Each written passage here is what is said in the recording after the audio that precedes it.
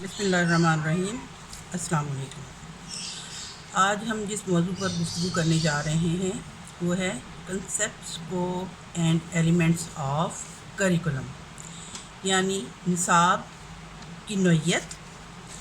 سب سے پہلے ہم نصاب کی نوعیت کے بارے میں بات کریں گے کہ تعلیم کے مقرر کردہ مقاصد کے حصول میں نصاب ایک اہم کردار ادا کرتا ہے۔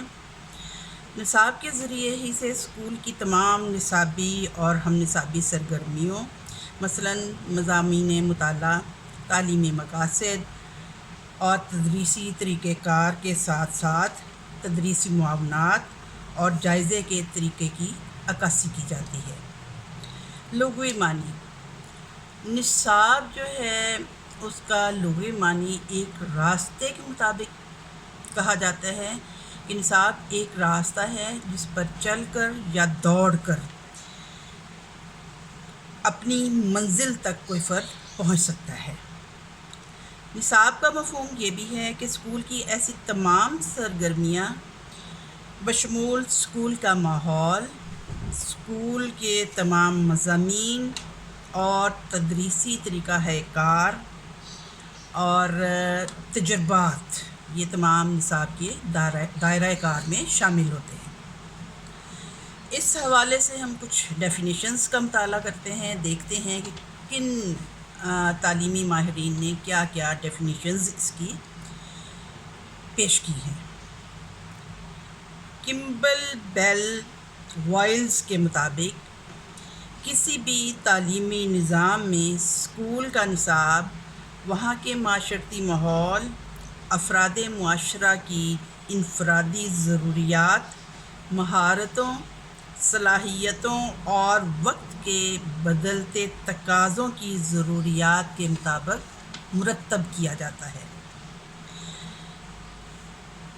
البرٹی اے اینڈ البرٹی ای 1959 میں لکھتے ہیں کہ نصاب ان تمام سرگرمیوں کی تنظیم اور پیشکش ہے جو اسکول کی طرف سے طلباء کے لیے پیش کی جاتی ہے۔ M Robert Buck and W Walter Cook کے مطابق طلباء کے ایسے تمام تعلیمی تجربات جو وہ اسکول میں رہتے ہوئے حاصل کرتے ہیں نصاب کہلاتے ہیں۔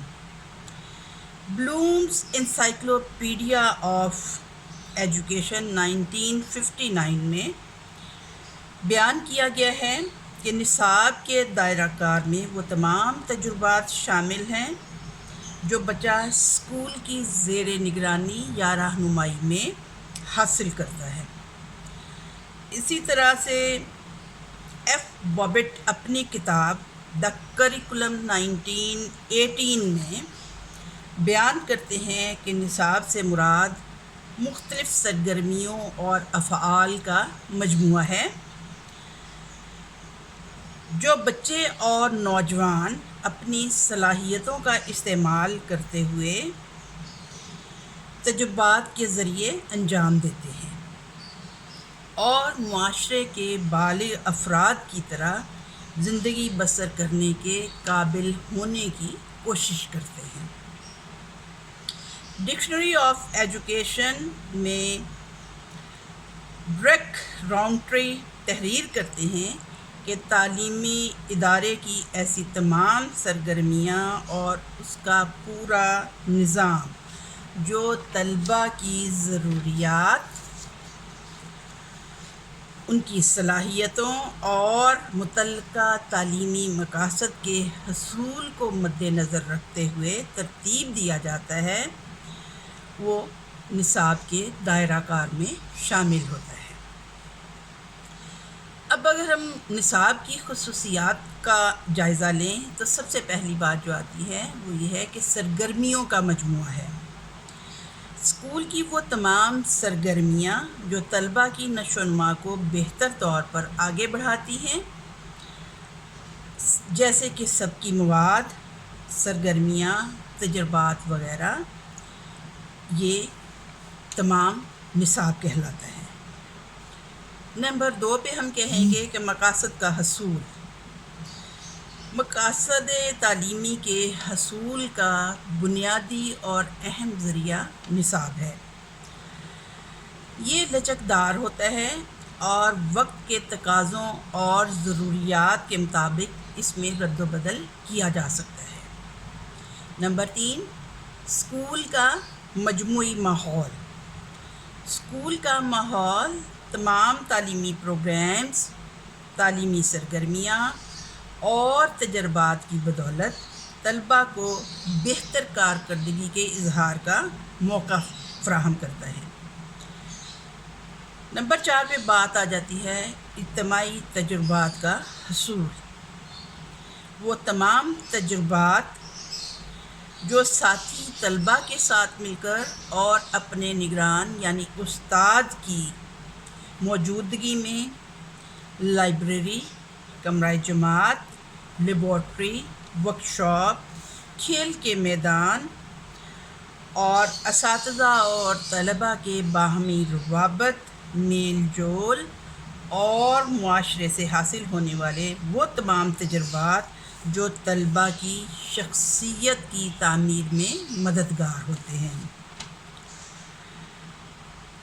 نمبر 5 پہ بات آ جاتی ہے نصابی اور ہم نصابی سرگرمیوں کا آئینہ دار، یعنی نصاب تعلیمی ادارے کی نصابی اور ہم نصابی سرگرمیوں کا آئینہ دار ہوتا ہے۔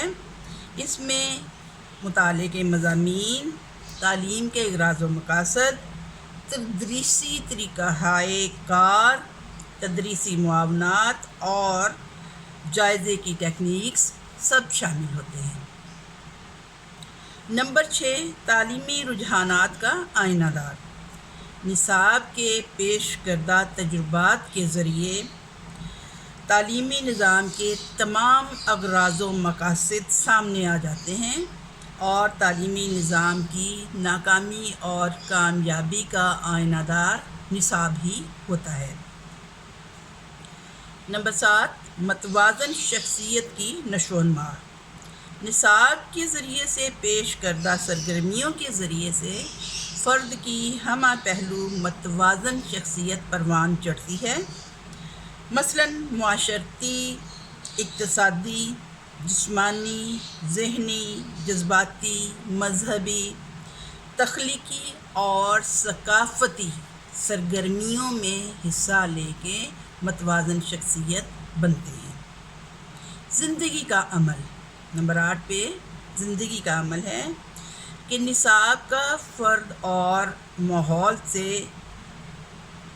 اہم تعلق ہوتا ہے اور ان کے مابین باہمی تعامل انجام پاتا ہے۔ نصاب متحرک عمل ہے، یعنی نصاب جو ہے یہ جامد نہیں ہوتا، اس میں لچک ہوتی ہے اور طلباء کی انفرادی ضروریات، مختلف جماعتوں اور مختلف تعلیمی اداروں کی ضروریات کے مطابق اس کو مرتب کیا جا سکتا ہے، وقت کے تقاضوں کے مطابق اس کو مرتب کیا جاتا ہے اور اس کی تشکیل میں طلباء کی ضروریات، دلچسپیوں، صلاحیتوں، رویوں اور ان کی زندگی کے پس منظر کو مد نظر رکھ کر تیار کیا جاتا ہے۔ نمبر 10، نصاب فلسفہ حیات کا آئینہ دار ہوتا ہے۔ ایک بہترین نصاب وہی ہوتا ہے جو کسی قوم کے فلسفہ حیات کا ترجمان ہوتا ہے۔ معاشرے کی جمہوری، غیر جمہوری اقدار کی نشاندہی ہوتی ہے۔ ہر معاشرے کے جداگانہ فلسفہ حیات اور تعلیمی مقاصد کو سامنے رکھ کے تیار کیا جاتا ہے۔ مثال کے طور پہ اگر ہم بات کرتے ہیں پاکستان کے حوالے سے نصاب کی تشکیل، تو جیسا کہ آپ کو پتہ ہے پاکستان ایک اسلامی ملک ہے اور یہاں پہ اسلامی اقدار کو پروان چڑھانا ضروری ہوتا ہے، لہٰذا یہاں پر جب نصاب مرتب کیا جاتا ہے، چاہے سائنس کا ہے، چاہے انگلش کا ہے، اردو کا ہے، جس بھی سبجیکٹ کا ہے، اس میں اسلامی اقدار کو مد نظر رکھا جائے گا اور ایک بہترین مسلمان پروان چڑھانے کے لیے، ایک بہترین شہری بنانے کے لیے جن خصوصیات کی ضرورت ہے وہ تمام چیزیں جو ہے وہ ہمارے نصاب میں شامل ہوں۔ اسی طرح سے یورپین ممالک میں جس قسم کا طرز حیات ہے ان کا، اسی کے مطابق وہاں پہ نصاب مرتب کیے جاتے ہیں۔ ہر ملک، ہر قوم، ہر علاقہ جو ہے وہ اپنی علاقائی ثقافت کو مد نظر رکھتے ہیں، اپنی مذہبی روایات کو مد نظر رکھتے ہیں، اور انہی کے مطابق اپنے تمام تر نصاب کا دار و مدار انہی روایات پر رکھتے ہیں۔ سائنس اور ٹیکنالوجی کی تیزی سے بڑھتی ہوئی تبدیلی جو ہے اس کی وجہ سے نصاب میں بھی جلد از جلد تبدیلی کی ضرورت ہوتی ہے۔ ہمارے ہاں اب ٹیکنیکل ایجوکیشن کو بھی امپورٹنس دی جا رہی ہے۔ بیسیکلی ہمارا ملک ایک زرعی ملک ہے، زراعت کے حوالے سے تعلیم جو ہے اس کو بھی نصاب میں شامل کیا جاتا ہے۔ ہمارے چھٹی سے لے کے 8ویں تک کے جو بچے ہوتے ہیں ان کو زراعت کی تعلیم دی جاتی ہے یا الیکٹریکل وائرنگ کی تعلیم دی جاتی ہے۔ لڑکوں کے حوالے سے بات کی جاتی ہے، ٹیکنیکل ان کو ٹریننگ دی جاتی ہے، جبکہ بچیاں جو ہیں ہماری ان کو ہم چھٹی سے 8ویں تک اسپیشلی امور خانہ داری میں طاق کرنے کی کوشش کرتے ہیں، کیونکہ ہمارے ہاں بچیوں کا زیادہ تر مقام یہی سمجھا جاتا ہے کہ انہوں نے گھرداری سنبھالنی ہے، لہٰذا ابتدائی علوم جو ہیں گھرداری سے متعلقہ ان کو سکھائے جاتے ہیں۔ تو اس کا مطلب یہ ہوا کہ بچوں کو ایسے ہی تجربات دیے جائیں گے، بچوں کو ایسی ہی ٹریننگز دی جاتی ہیں اور ان کے لیے ایسے نصاب کا انتخاب کیا جاتا ہے جو ان کی ثقافت، ان کی مذہب، ان کی روایات، ان کے رسم و رواج کو مد نظر رکھتے ہوئے بنایا جاتا ہے۔ تو اس حوالے سے امید ہے کہ آپ لوگوں کے ذہن کچھ نہ کچھ ضرور کلیئر ہوئے ہوں گے۔ اوکے، تھینک یو، اللہ حافظ۔